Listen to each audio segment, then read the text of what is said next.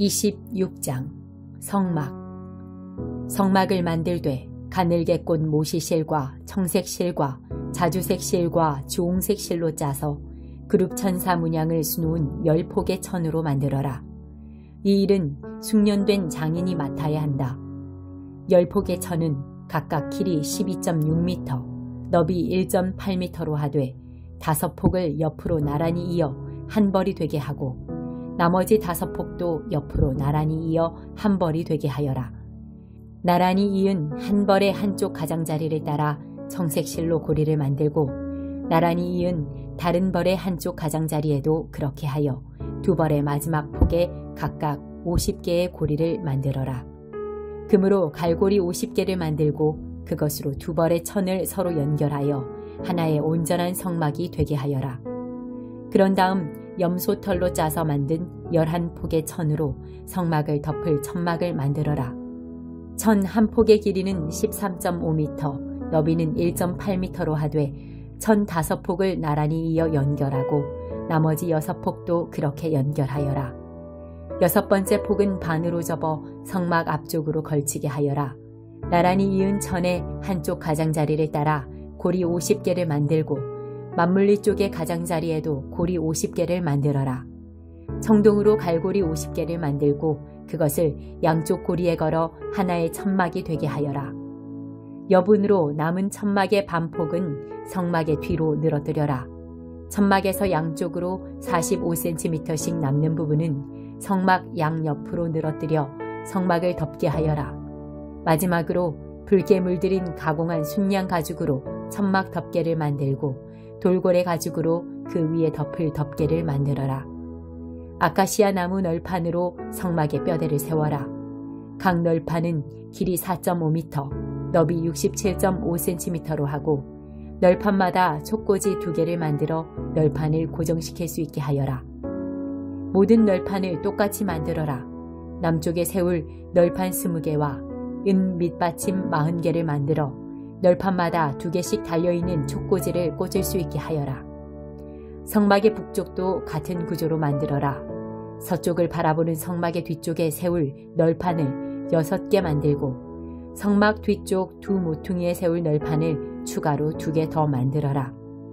두 모퉁이에 세울 널판은 두께가 위에서 아래까지 2겹이 되게 하고 하나의 고리에 끼워 맞추도록 하여라.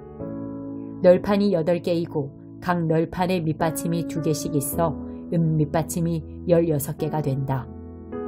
아카시아 나무로 가로다지를 만들어라.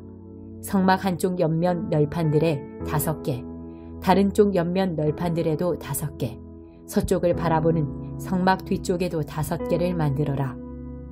널판들의 가운데에 끼울 중간 가로다지는 이쪽 끝에서 저쪽 끝까지 이어지게 해야 한다. 널판에는 금을 입히고 가로다지를 꿰일 금고리를 만들어라.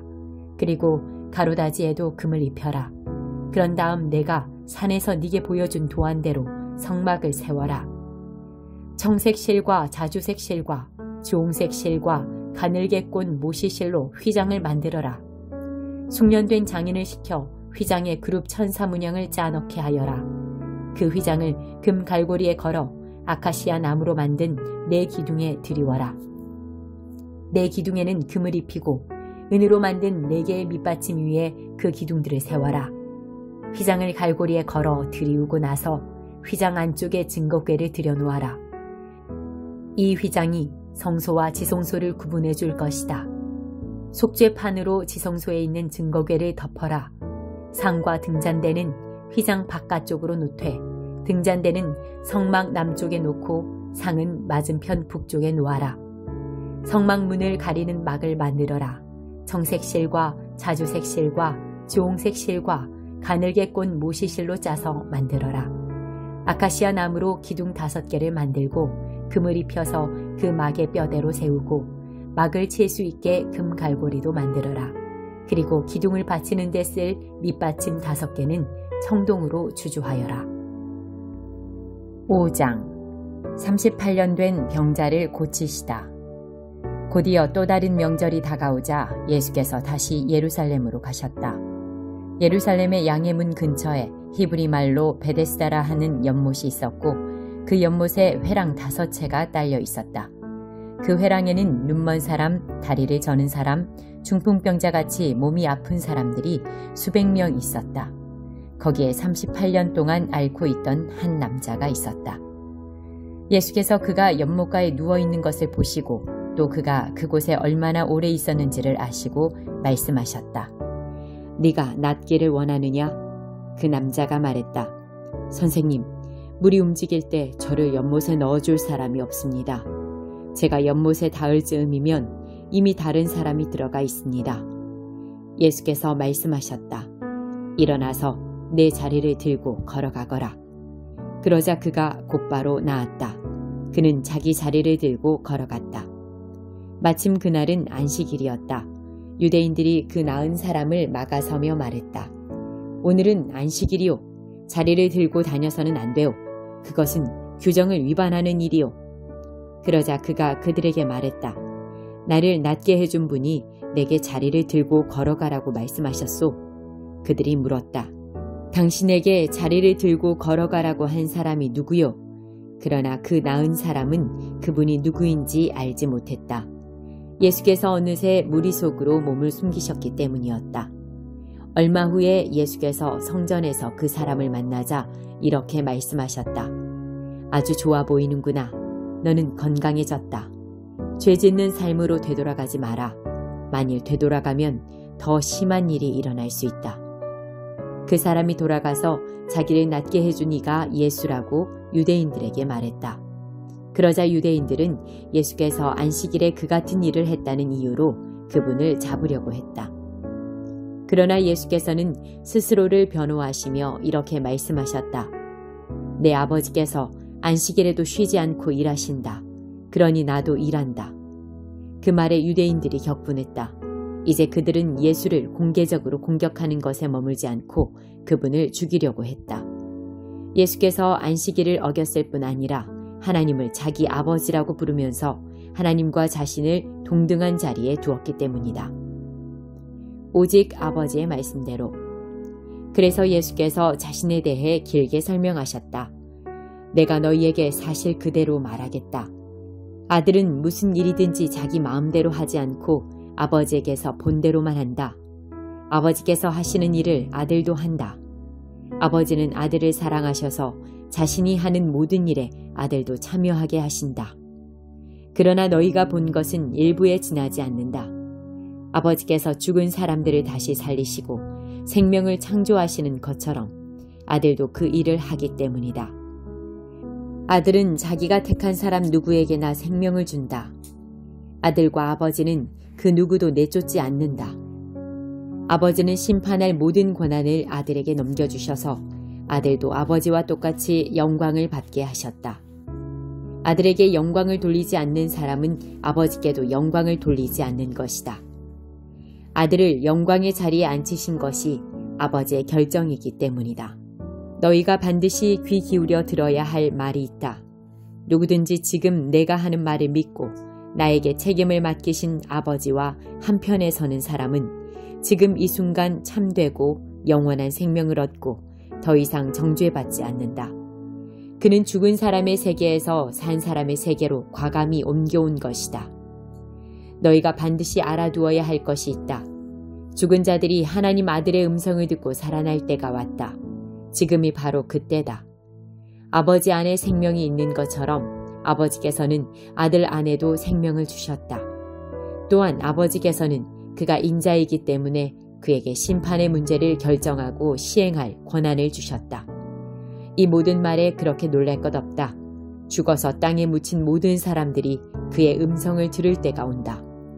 바른 길을 따라서 산 사람들은 부활 생명으로 들어가고 그릇된 길을 따라서 산 사람들은 부활 심판으로 들어갈 것이다. 나는 단 하나도 내 마음대로 할 수 없다. 나는 먼저 귀 기울여 듣고 그런 다음 결정할 뿐이다. 너희는 내 결정을 신뢰해도 좋다.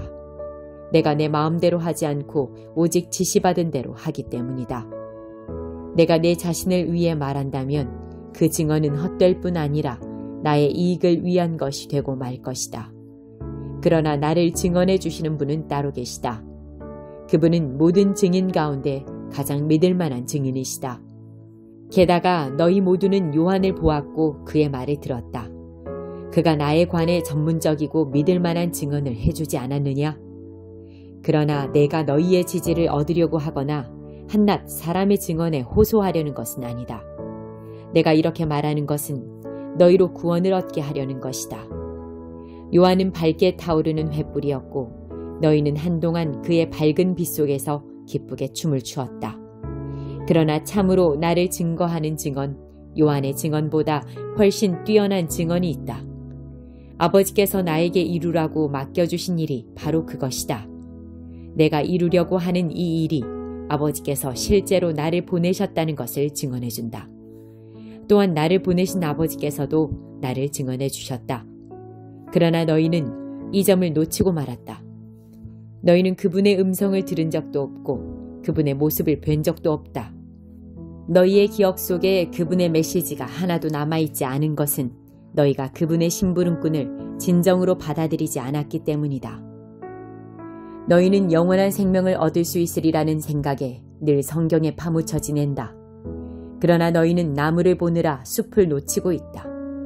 이 성경 전체가 나에 관해 기록된 것이다. 그런데 내가 너희 앞에 이렇게 서 있는데도 너희는 생명을 원한다고 하면서 정작 나에게서 그 생명을 받으려고 하지 않는다. 나는 사람들의 인정을 받는 데는 관심이 없다. 왜 그런지 아느냐?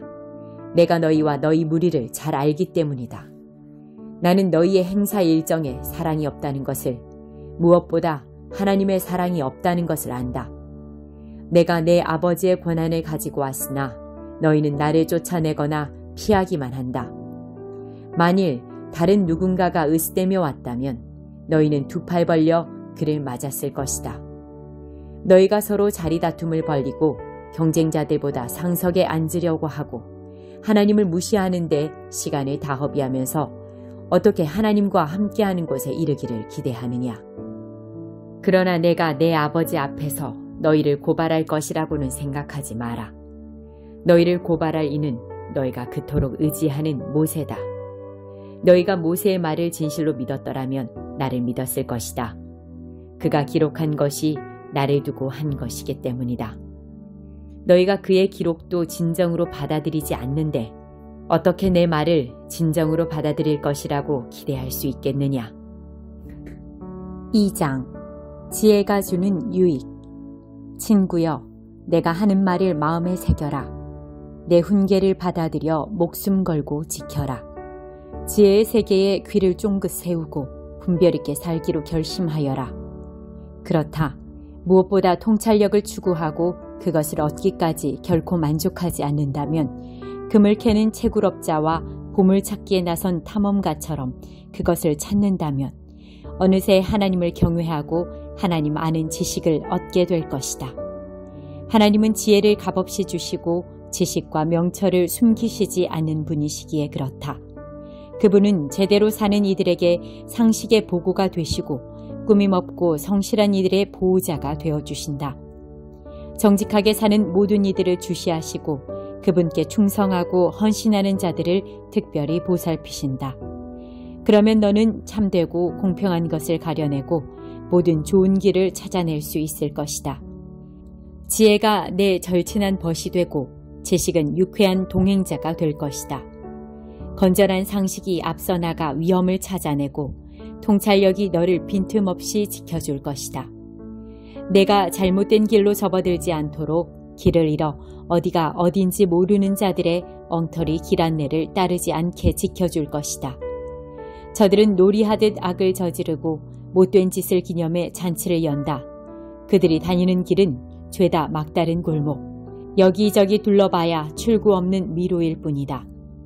지혜로운 벗들이 번드르르한 말로 유혹하는 여자에게서 너를 구해줄 것이다. 그 여자는 여러 해 전에 결혼한 남편에 대한 신의를 저버리고 하나님 앞에서 맺은 혼인 서약을 까마득히 잊은 자다. 그런 생활의 결말은 뻔하다.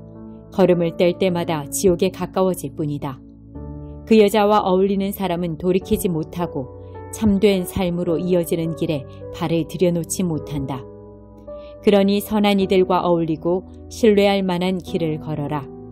올곧게 행하는 사람, 정직한 이들은 이 땅에 자리 잡고 오래오래 살겠지만 부도덕한 자들, 부정직한 자들은 목숨을 잃고 영원히 사라질 것이다.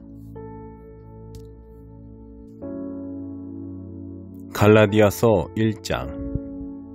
나 바울과 이곳에 있는 믿음의 동료들은 갈라디아에 있는 여러 교회에 문안합니다.